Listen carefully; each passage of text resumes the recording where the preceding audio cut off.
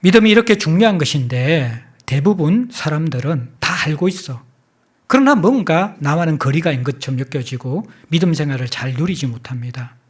왜냐하면 우리가 두 번째 다룰 부분, 믿음의 신앙생활을 잘 훈련하는 것을 평상시에 소홀히 했기 때문에 오랜 신앙생활을 했지만 믿음이 나를 주장하는 삶의 결과와 실체들을 잘 경험하지 못한다라는 것입니다. 우리는 무엇보다도 믿음으로 연습하고 훈련하는 것에 목숨을 걸어야만 합니다.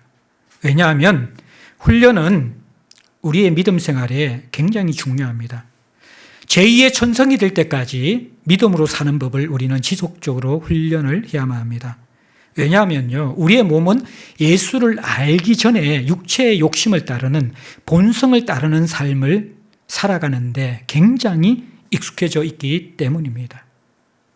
습관이 된 몸이 우리를 자연스럽게 예수 믿기 전의 상태로 이끌어가고 그렇게 살아가도록 우리를 인도한다는 것을 여러분들은 신앙생활을 하면서 경험하게 될 것입니다.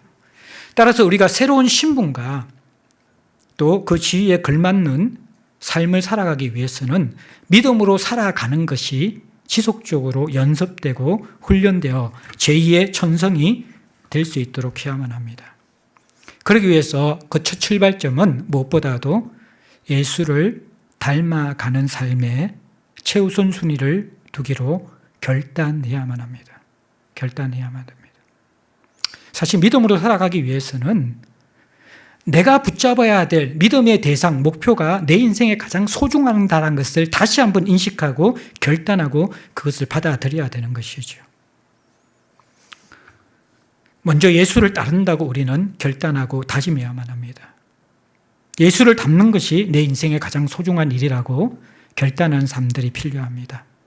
그래야 우리는 새벽에 일어나서 주의 얼굴을 보는 곳에 생명을 걸고 우선순위를 둘 수 있는 것이죠.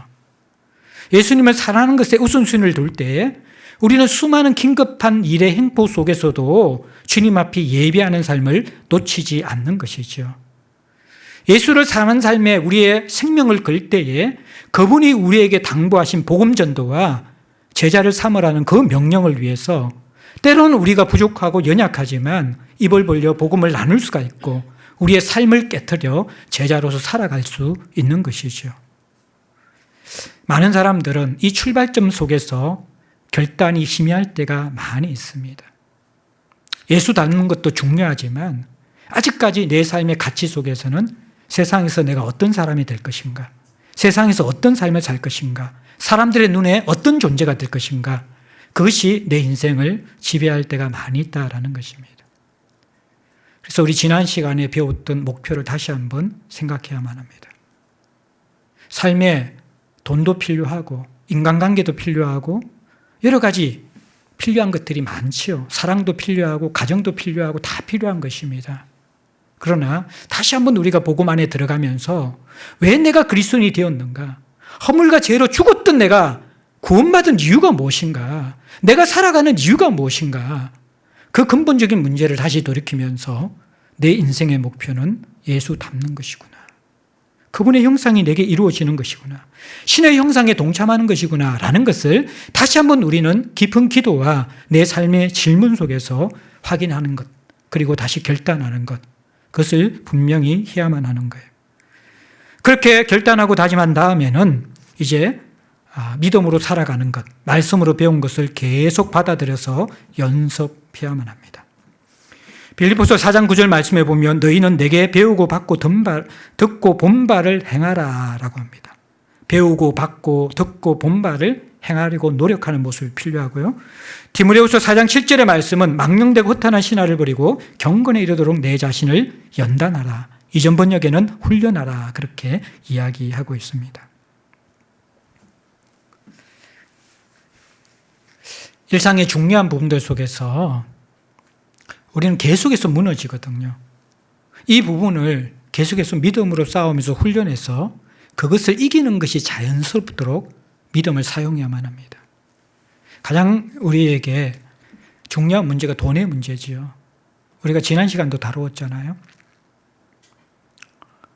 사람들은 인생의 목적을 무엇이라고 생각하는가? 암묵적으로 다 돈이라고 생각합니다. 세상 사람들은. 근데 우리도 믿음 안에서 인생의 목적을 분명히 붙잡지 않으면요, 나도 모르는 사이에 내 인생의 목적은 돈이 되어져 있는 경우가 많이 있습니다. 물질은 하나님이 우리에게 다 선물로 주신 것이죠.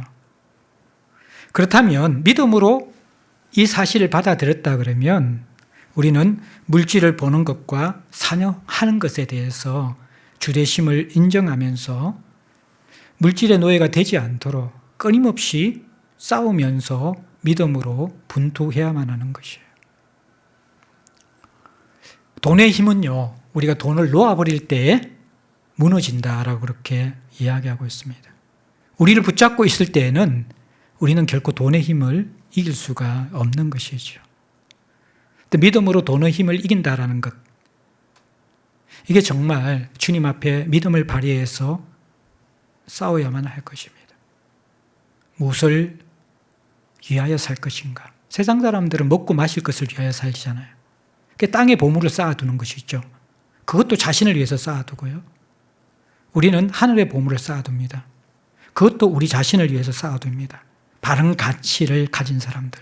이 믿음의 싸움 속에서 바른 가치를 가지고 날마다 무엇을 위해 살 것인가 고민하면서 무엇보다도 이 돈과의 전투에서 우리는 믿음을 발휘하는 것이 필요합니다. 많은 사람들이요, 돈을 모으기 전에는 돈을 모으려고 모든 인생을 거기에 걸고 삶을 드립니다. 그리고 돈을 모은 뒤에는요, 그 돈이 내 모든 것을 줄 수 있을 것 같아서 그 다음 하나님을 의지하지 않고 또 돈의 노예가 되어집니다. 우리는 돈이 없든 돈이 많든 간에 결국 돈이 중심이 된 삶을 살아갈 수밖에 없는 그러한 세상살이에 익숙해져 있는 사람들입니다. 참 쉽지 않죠. 누구나 다 쉽지 않는 것입니다. 그래서 우리는 여기에서 믿음으로 살아가는 삶의 원리들을 계속 적용해야만 합니다.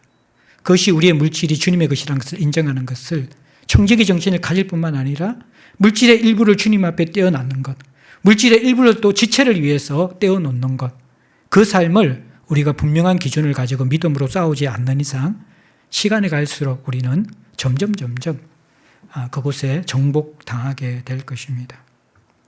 공동체 생활에 대한 자세 역시 마찬가지입니다. 믿음으로 싸우지 않으면요, 공동체 생활에 더 이상 깊이 들어와 성숙하지 못할 수 있습니다. 왜냐하면 공동체 생활은요, 늘 힘든 사람이 있기 마련이고 힘든 일들이 우리에게 주어지기 마련입니다. 이때 우리는 우리의 본성과 느낌과 생각으로 살아가다 보면요, 항상 우리는 나를 보호하고 싶고 적당하게 헌신하고 싶고 또 관계 속에서도 상처받기 싫어하고 나 자신을 좋게 보이려고 하는 그 욕망을 포기하지 못한 채 살아갈 수밖에 없습니다. 그런데 하나님께서 이 말씀을 주신 이웃을 사랑하는, 우리가 신앙교회 토대 공사에서 이미 배웠잖아요. 우리에게 왜 교회가 있는가? 용서와 용납이 무엇인가? 라는 것들을 끊임없이 되새기면서 믿음으로 버티면서 싸워야만 하는 것이죠.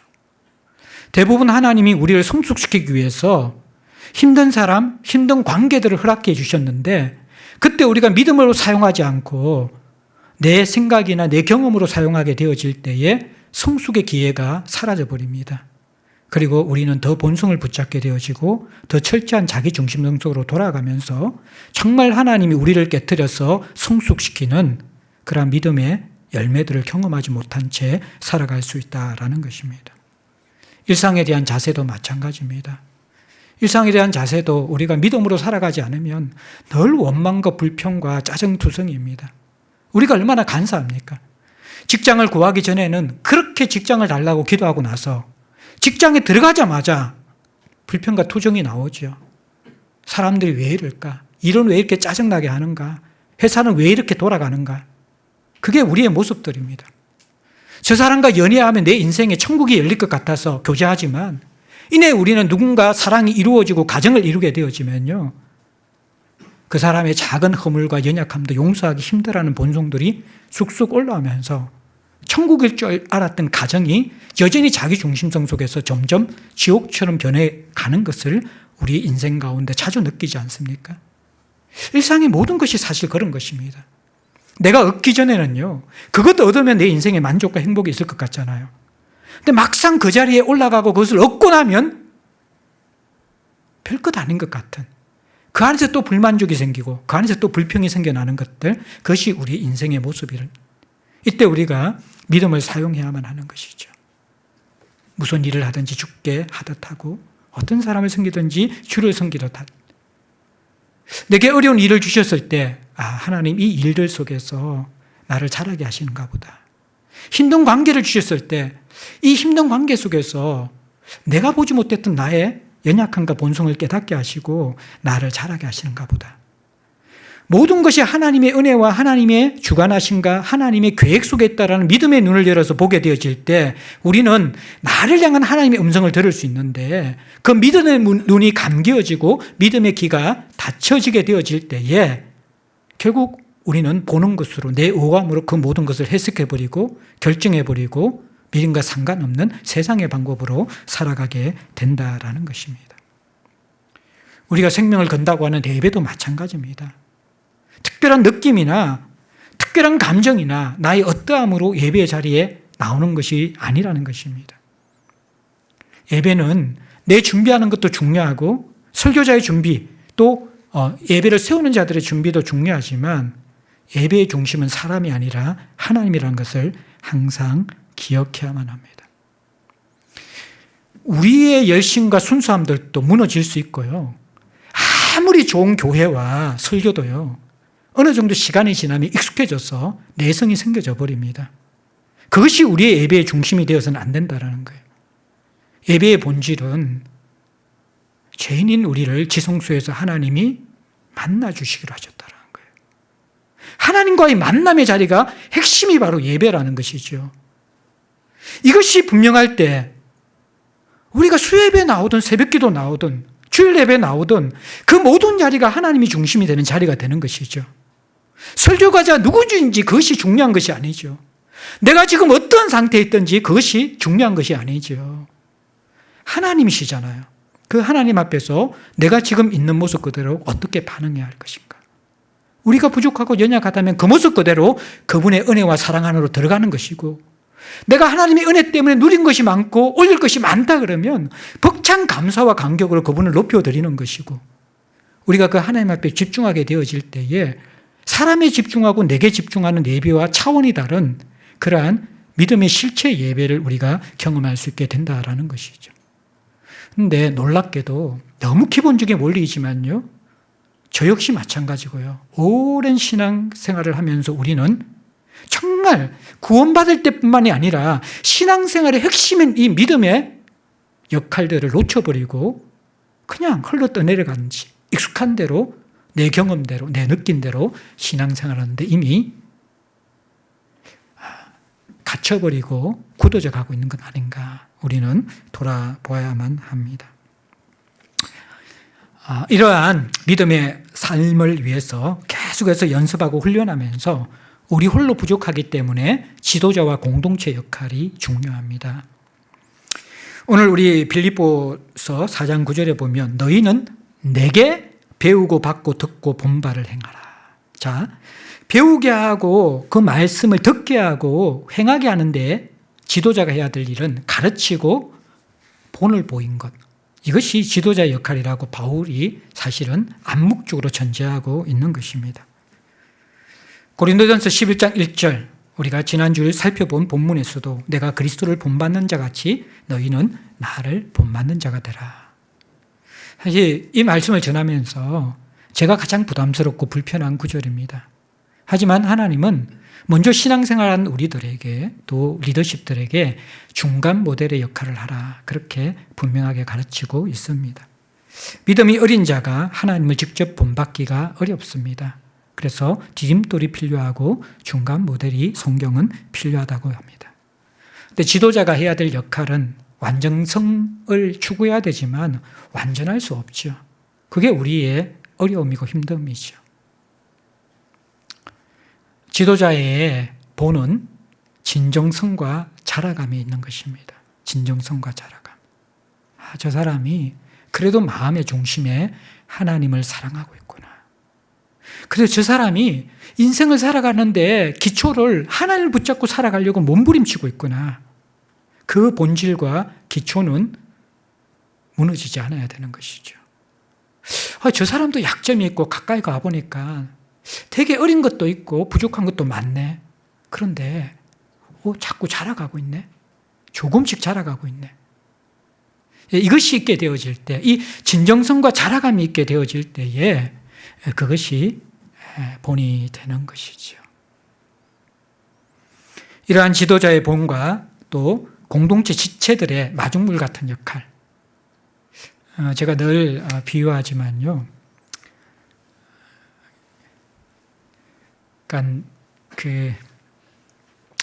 어떤 분이 그런 재미있는 비유를 했더라고요.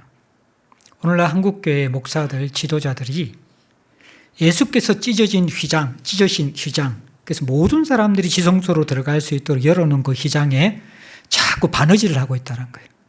꼬매고 있다는 거예요.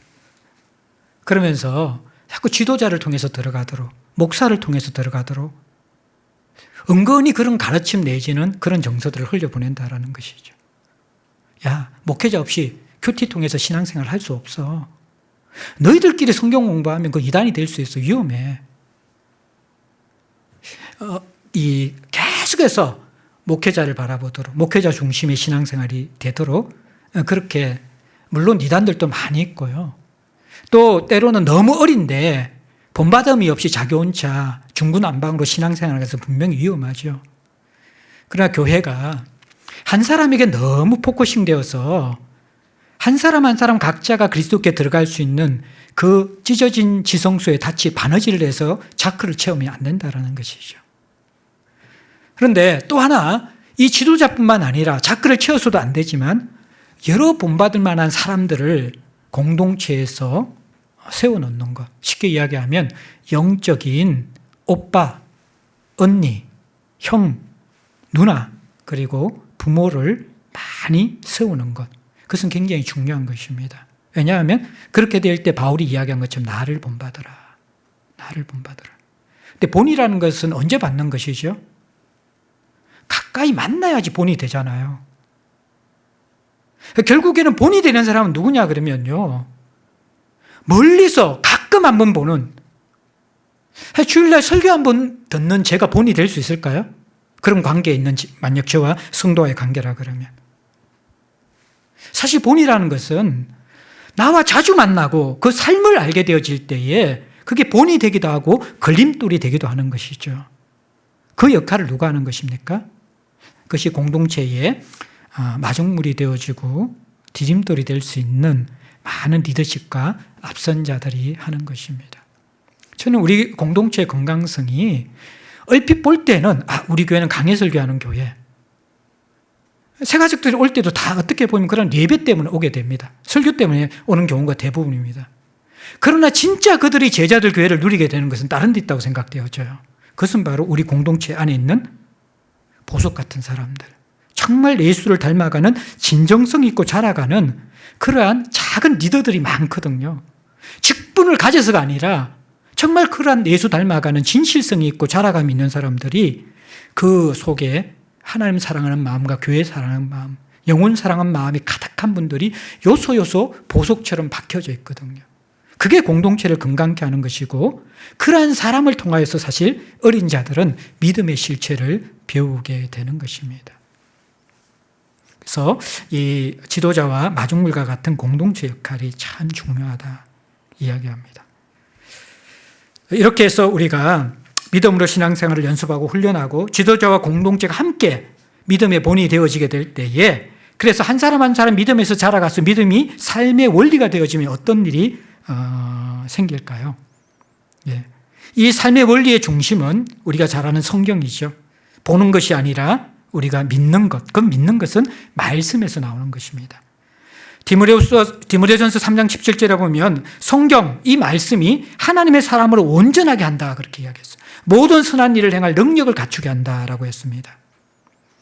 결국에는 우리가 이 지도자와 공동체의 마중물과 또 하나의 요소인 한 사람 한 사람의 하나님의 말씀을 붙잡고 삶의 원리를 두고 자라가게 되어지면 생명의 믿음, 진정한 믿음, 큰 믿음이 생기게 됩니다. 큰 믿음은요, 하나님을 맹목적으로 세게 믿는 것이 아니라 성경이 분명하게 말씀한 것을 붙잡고 살아가는 것이 큰 믿음이라는 것입니다. 그래서 이 성경을 붙잡고 살아가는 이 신앙생활, 삶이 이게 원리가 되는 그 모습은 뭐냐 그러면요, 믿음으로 살아가는 것이 인생의 습관이 되는 거예요. 그래서 우리 인생은 습관의 덩어리가 만들어져서 형성돼요. 결국 우리 인생은 습관이 만드는 거예요. 습관의 덩어리가. 그래서 생각이 바뀐다고 모든 것이 일시에 바뀌지 않아요. 생각이 삶으로 연결되기 위해서 믿음으로 붙잡고 믿음으로 살아가는 훈련, 습관이 필요하다는 것이죠. 생각이 바뀌면 행동이 바뀌고, 행동이 바뀌면 습관이 바뀌고, 습관이 바뀌면 우리 인격과 인생이 계속 바뀌는 거예요. 믿음으로 행하는 행동이 계속 반복되어지면 그게 어떻게 됩니까? 그게 습관 덩어리가 되어집니다. 그 습관 덩어리가 되어지면 그것이 우리 인격이 되어지고 우리의 삶이 되어진다. 변화가 일어난다라고 성경은 가르칩니다. 결국 우리의 지금의 모습은 그동안 신앙생활해온 습관 덩어리가 뭉쳐진 결과물입니다. 지금의 내 모습은. 하나님의 진리에 기초했고 믿음에 기초했다면요, 지금 습관 덩어리는 예수 닮은 모습일 겁니다. 그렇게 나타날 수밖에 없어요. 그런데 내가 세상 가치에 기초했고 자기 본성에 기초했다면 아무리 오랫동안 신앙생활을 했더라도 우리는 예수 닮은 모습은 나타나지 않습니다. 세상 닮은 모습이 나타나겠죠. 우리 인생이 습관 덩어리다. 작은 것부터 습관을 들여나가야 돼요. 텐텐텐 훈련 처음 시작할 때 제가 말씀하셨죠. 하루에 10분, 10분, 10분 하루에 3번씩 하나님 바라보기 훈련하는 것. 그 시간에 성경을 읽든지 기도를 하든지 찬양을 듣든지 간에 어쨌든 하루에 3번 10분씩이라도 반복해서 하나님 바라보는 훈련하기. 그게 분명히 우리의 영적인 근육이 되거든요. 저도 놓치지 않으려고 하는 게, 습관을 만들려고 하는 게 처음에는 정말 귀찮고 힘들어요. 근데 하나님이 제게 주신 선물, 가족력, 당뇨가 있어가지고요, 어쩔 수 없이 운동이 습관이 될 수밖에 없는 삶이 되는 거예요. 정말 바쁜 목회 일정이 아니고는 규칙적으로 저는 운동을 하려고 그래요. 이번에 이제 어쨌든 건강관리하고 나서 우리 경철 집사님이 조금 칭찬을 해주더라고요. 목사님 피가 10대, 20대예요, 혈관이. 죄송합니다, 여러분들. 교만해서. 근데 그게 어떤 의미에서는 습관 덩어리가 그렇게 만들어지는 게 될 수가 있는 것이죠. 영적인 습관도 마찬가지라는 거예요. 여러분들이 계속해서 하나님 앞에 믿음의 근육을 키우고 경건의 삶을 살고 하나님의 얼굴을 바라보는 그 습관의 훈련들이 된 사람들은요, 처음에는 별로 이렇게 차이가 안 나지만 시간이 지나면 엄청나게 다른 영적인 모습을 가지게 될 것이라는 거예요. 성경이 가르치는 메시지를 믿음으로 반응해서 습관 덩어리를 만들 때에 우리는 삶의 모든 요소에서 믿음으로 작동하는 원리가 자연스럽게 드러나게 됩니다. 하나님이 나를 사랑하신다. 가장 기초적인 성경의 가르침이죠. 우리의 상황은 어떻습니까? 나보다 항상 잘난 사람들이 있다. 그리고 나보다 못난 사람이 있다. 하나님이 나를 사랑하신다라는 이 말씀의 메시지가 믿음으로 나를 주장할 때에는, 그래, 하나님이 나를 작품으로 만드셨지. 피카소의 작품과 고흐의 작품을 비교할 필요가 없이 하나님이 내게 주신 결을 따라 살아야지 라고 그렇게 내 자신을 있는 그대로 받아들이면서 가꾸면서 살아갈 수 있어요. 근데 본성이 작용하면 저 사람이 나보다 왜 잘났지? 내가 뭘 못하지? 그 비교의식 때문에 내 에너지를 빼앗기고 교만이나 열등감 속에 무너질 수 있다는 것이죠. 근데 이게 믿음의 싸움에서 하나님 안에서 나를 믿음으로 받아들이는 훈련을 끊임없이 하지 않으면요, 우리의 많은 에너지는 비교 때문에 다 무너집니다. 하나님이 다른 형제 자매들도 사랑하신다. 너무 기본적인 것이잖아요. 이게 여러분들 믿음으로 살아가는 훈련이 되었습니까? 어떤 형제들의 행동이 마음에 안 들고 정말 내가 불편하잖아요. 그때 우리의 본성은 저 친구하고는 안 친하면 되지. 아니면 내가 당한 만큼 다시 갚아주면 되지. 은근한 복수심 내지는 뒷담화하는 게 우리의 본성입니다. 그런데 그것을 믿음으로 반응하게 되어질 때는 어떻게 합니까? 그래, 저 지체도 하나님이 사랑하시는, 하나님이 나를 위해서 죽으신 것처럼 죽으신 그러한 지체이지. 그래, 내가 어떻게 용서할까? 아니, 내가 어떻게 용납할까? 주님 앞에 머물면서 그 친구, 그 지체를 향해서 기도할 수 있게 되어지는 것이죠. 근데 우리가 믿음보다는 본성으로 여전히 살아갈 때가 많죠. 믿음으로 훈련할 때 우리는 이것을 걸림돌을 넘어설 수가 있습니다. 물질도 마찬가지예요. 하나님이 주신 것인데 옆집 사람이 갑자기 아파트 사놓은 게 막 2배로 올라갔어. 차가 바뀌어져 막. 직장에 친구를 만났는데 그 옆에 있는 사람이 주식 투자를 했는데 뭐 코인을 냈는데 갑자기 직장을 그만둬버려. 평생 살아갈 돈 다 모았다고. 그러면 그때 우리는 어떻게, 우리의 본성은 어떻습니까? 나는 왜 이렇게 바보처럼 살았는가? 어떻게 난 살기만 살면 돈은 피해가는가? 그렇게 자기 자신의 어떠한 처세술에 대해서, 인생살이의 어리석음에 대해서 후회하게 되잖아요. 그런데 믿음으로 우리가 그것을 주장하게 되면, 그래, 나는 영원한 생명을 얻었고 물질이 줄 수 없는 감사와 만족을 가지고 있는 사람이야. 그리고 나는 하나님 나라의 영원한 산속자잖아. 끝의 결말은 세상에서 그들이 사는 그 누림의 최고보다 나의 결말이 하나님 앞에서 더 풍성할 거야. 그리고 지금도 나는 물질이 줄 수 없는 삶을 누릴 수 있어. 그걸 믿음으로 우리가 고백하고 그렇게 살아가는 것이죠. 예. 삶이 어렵고 인생이 꼬일 때도 하나님 우리 인생을 주관하시고 인도하신다. 이것을 믿음으로 고백하면요, 우리의 본성은 항상 그래, 네가 해봐야 그렇지. 뭐가 풀리겠어. 너 인생에 뭐가 선한 게 있을게. 이게 우리의 본성이 우리에게 이야기하는 것이거든요. 그때 믿음으로 우리는 나는 그리스도 안에 있어. 하나님은 나를 눈동자처럼 보호하고 계셔. 하나님은 나를 날개 그늘 덮어주실 거야. 합력하여 선을 이루시는 분이야. 잠시 내가 지금 기다림에 지쳐있지만 하나님이 반드시 나를 사랑하시는 것, 그것을 내가 붙잡는 이상 그분은 역전시킬 거야. 내 인생을 만족해 할 거야. 그렇게 우리는 믿음으로 주장할 수 있다라는 것입니다. 억울하고 힘들 때도요, 우리의 본성은 그걸 변명하고 싶고 받은 만큼 대갚아주고 싶지만 믿음으로 바라볼 때 하나님은 내 진실을 아셔. 내 속마음을 아셔. 그렇게 주장하면서 오히려 그 시간에 하나님의 얼굴을 바라보면서 주님과 더 친밀해지고 그분 앞에서 안식과 평안을 누릴 수 있는 시간으로 변화시킬 수 있다는 것입니다. 사랑하는 성도 여러분들, 내 삶의 실체가 되는 신앙생활, 이제는 여러분의 것이 되고 있습니까? 저도 그렇고 여러분들도 그렇고 오랜 신앙생활에도 내 것이 없는 신앙생활을 할 수가 있습니다. 믿음이 발휘되지 않고 사람 눈치 보면서 하고 내 경험과 보는 것으로 오감으로 신앙생활을 할 때에는요, 모조품 경험은 할 수 있습니다. 오감을 채워주는 잠시의 기쁨들, 만족들, 풍성함들, 사람들의 박수가채들, 그런 것들로 신앙생활의 맛을 일부분 느낄 수 있습니다. 그러나 그것은 내가 믿음으로 살았을 때 일어나는 실체와는 다른 맛이라는 것입니다. 여러분들, 이제 믿음으로 훈련합시다. 죽을 때까지 우리의 본성은 이것이 안 되도록 할 것입니다. 신앙생활이 믿음으로 인한 습관 덩어리가 되도록 하는 것, 그리고 그 결과물이 우리의 미래가 되도록 하는 것, 이 부르심을 꼭 붙잡고 이제 코로나가 회복되면서 만물이 회복되고 있는데 우리의 신앙도 이제는 믿음으로 회복되어지고 그 실체를 마음껏 누리고 또 그 부유함들을 나만 누릴 뿐만 아니라 흘려보낼 수 있는 저와 여러분들 될 수 있기를 주의 이름으로 축복합니다.